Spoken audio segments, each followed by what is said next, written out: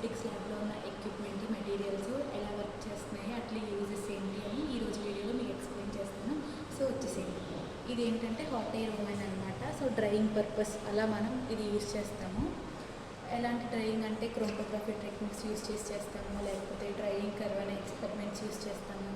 More over ఇంకా tablets సీవింగ్కి use చేస్తాము. అలా వేరియస్ మెటీరియల్స్కి అనేవి హాట్ ఎయిర్ ఓవెన్ అనేది కీ రోల్ ప్లే చేస్తుంది. ఇన్ కేస్ అసలు ఎందుకు యూజ్ చేస్తామంటే బ్యాక్టీరియాని కిల్ చేయడానికి అలా యూజ్ చేస్తాము. సో వచ్చేసేయండి వీడియో ఎలా ఉంటుందో చూపిస్తాము. సో దీంట్లో 4 కంపార్ట్మెంట్స్ ఉంటాయి అన్నమాట. 4 కంపార్ట్మెంట్స్ 1 2 3.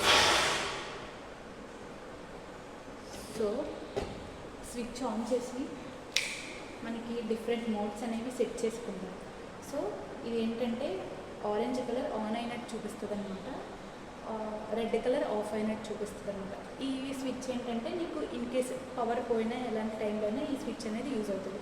సో డిఫరెంట్ మోడ్స్కి డిఫరెంట్గా యూజ్ చేస్తాము. సో చూసేయండి 4 మోడ్స్ ఉంటాయి. 4 మోడ్స్లో మనం ఎక్కడైనా పెట్టుకోవచ్చు.